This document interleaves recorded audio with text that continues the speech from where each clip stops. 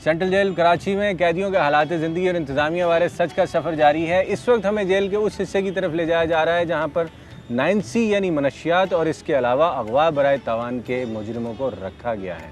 यहाँ पर मुझे ये भी बताया जा रहा है कि चंद बंगाली बाशिंदे भी मौजूद हैं जिनकी ज़िंदगियाँ और हालात क्या हैं, उन्हीं की ज़ुबानी सुनते हैं। तफसीलात जानने के लिए सच के सफ़र में मेरे साथ रहिएगा।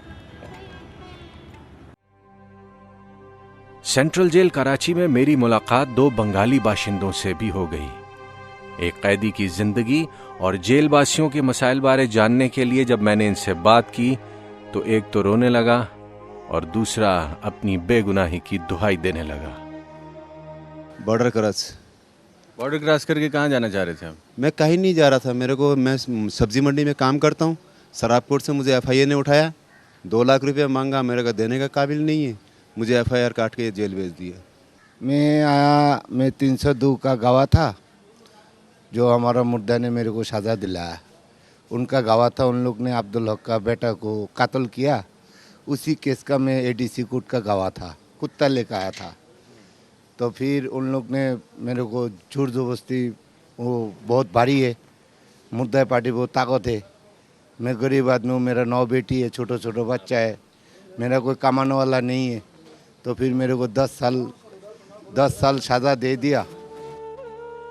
इसी बैरक में जेल इंतजामिया ने मुझे बिस्मिल्लाह खान से भी मिलवाया, जो बकौल इस कैदी के कई साल पहले हरीपुर हजारा से कराची रोजगार की तलाश में आया था, लेकिन आजकल एक घिनौने जुर्म की पादाश में उम्र कैद का कैदी है।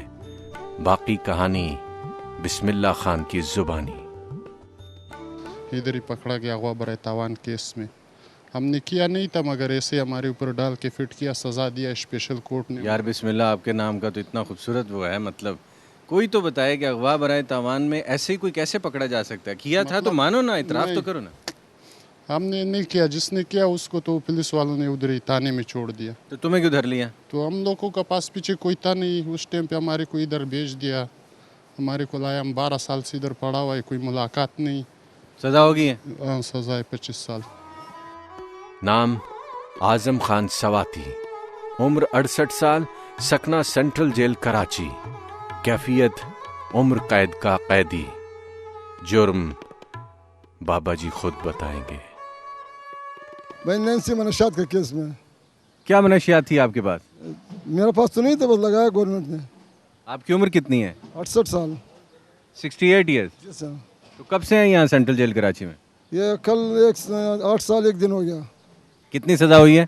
25 साल। तो कितनी मनशियात का केस है आप पे? ये 2000 कीजिए। सेंट्रल जेल कराची में दर्जनों कैदियों से मुलाकात के दौरान सिर्फ 2 अफराद ने अपने जुर्म का एतराफ़ किया। बाकी मानदा हजरात सिरे से अपनी मासूमियत का यकीन दिलाते रहे। क्या हमारे यहाँ नेक और शरीफ लोगों को ही जेलों में कैद कर दिया जाता है? 2 साल की सज़ा दे दिया मलिर ADC 2 ने, और इस केस में मैं बाइज्जत सिटी कोर्ट से बरी हो गया। एक ही टाइम मेरे को 2 जगह में केस डाला। बाहर से मैंने वकील पकड़ा तो भी वो मेरा सीरियल नंबर नहीं आ रहा है, कुछ भी नहीं आ रहा है। एक्चुअली वो तो बस पुलिस ने, अब मैं क्या बोल सकता हूँ, you know that better than me.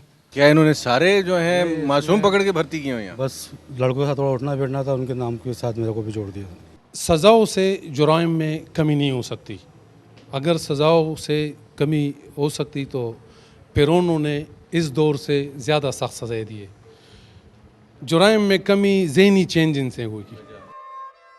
Central jail Karachi से निकलते हुए सुपरिटेंडेंट जेल खालिद शेख ने मेरी मुलाकात एक आला तालीम याफ्ता नौजवान कैदी से भी करवाई, जो पहली नज़र में मुझे खासा मुतमईन दिखाई दिया, लेकिन बात करने पर मालूम हुआ कि दिल जला है और इंसाफ का मुंतज़िर भी।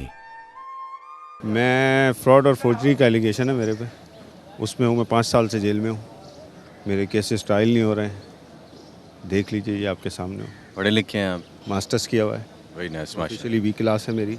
ऑनेस्टली ये भी ह्यूमन बीइंग्स हैं, इनकी अपनी फैमिलीज़ है, रियलाइज़ करते हैं कि यार ये जगह ऐसी है जहाँ पर तकलीफ़ों के अलावा कुछ है ही नहीं। तो जो ज़्यादती करेगा वो सफ़र करेगा, जो अगर सीधा रूल्स के हिसाब से चलेगा उसको अननेसेसरली कोई तंग करने वाला कॉन्सेप्ट है नहीं इधर। यहाँ रहते हुए आप मुझसे अब मज़ीद कन्फेशन ना करवाएं तो इट्स बेटर, लेकिन जो एट प्रेजेंट है, prisoners are considered human beings.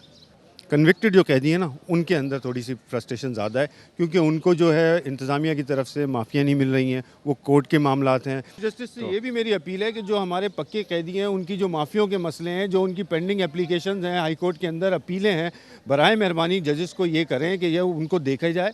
यहाँ जाते हैं, कोर्टों में हड़ताल हो गई जी, 1 महीने की छुट्टी हो गई, बोर्ड डिस्चार्ज कर देते हैं। हाई कोर्ट में, सिंध हाई कोर्ट में 9 वकील जज काम कर रहे हैं, 40 की स्ट्रेंथ है, तो जो ये कैदी है उनकी कौन सुनेगा।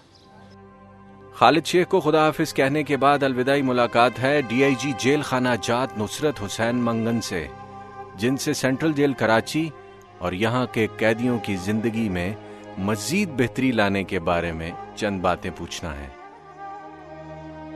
अगर इस जेल में 4000 कैदी हैं तो 4000 की स्कूलिंग का बंदोबस्त भी हो, 4000 की रिहैब का बंदोबस्त भी हो, ऐसे और वर्क शेड्स भी हों जहाँ पे वो जाके कोई काम सीख सकें, काम कर सकें, जो अनफॉर्चुनेटली अभी तक नहीं है।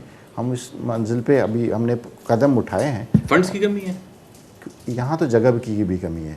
फ़ंड्स के साथ साथ अगर फंड्स भी हों तो हमारे पास इतनी जगह नहीं है कि हम वर्क शेड बनवाएँ, या अंदर एक हमारे प्लान था कि एक स्कूल बनाएं जिसके अंदर सारी एक्टिविटीज़ एक ही छत के अंदर हों, जिसमें आर्ट स्कूल भी हो, म्यूज़िक स्कूल भी हो, कंप्यूटर सेक्शन भी हो, और जो हमारे जो साइकोलॉजिकल ट्रीटमेंट की जो क्लासेस हो रही हैं वो भी उसी छत के अंदर हों। नक्शा है हमारे पास ना तो फंड्स हैं न जगह है। तो इंशाल्लाह अगर ये कहीं जेलें मुंतकिल होती हैं और किसी अच्छी जगह पे, तो ये सारी एक्टिविटीज़ उनमें इनकॉर्पोरेट होनी चाहिए और होंगी इंशाल्लाह। Thank you.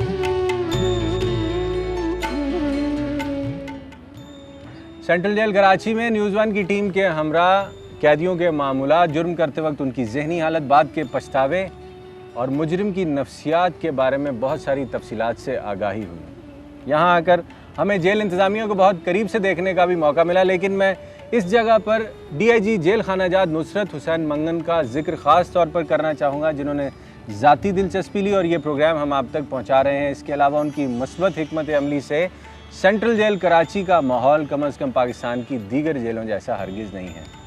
Central jail Karachi के इस प्रोग्राम को करते वक्त एक और बात पर भी मेरा यकीन मज़ीद पुख्ता हो गया कि नफ़रत जुर्म से कीजिए, मुजरिम से नहीं, क्योंकि इंसान कभी भी काबिल नफ़रत नहीं हुआ करते, हमेशा काबिल इस्लाह रहा करते हैं, लेकिन अगर वो अपनी दुरुस्तगी खुद से करना चाहें और ज़माना उनकी मदद करे। अगले हफ्ते इसी प्रोग्राम में बच्चा जेल और यहाँ पर कैद बच्चों के हालात ज़िंदगी और इंतज़ामिया के मामूलात से आपको आगाह करेंगे। हमारे साथ रहिएगा, लेकिन एक बात का ज़रूर ख्याल रखिएगा कि इंसान और इंसान से मुताल्लिक़ जितने भी मामलात हैं वो हम अपने मुआशरे में ख़ुद से ठीक कर सकते हैं। Just take good care of yourself always. अस्सलाम वालेकुम।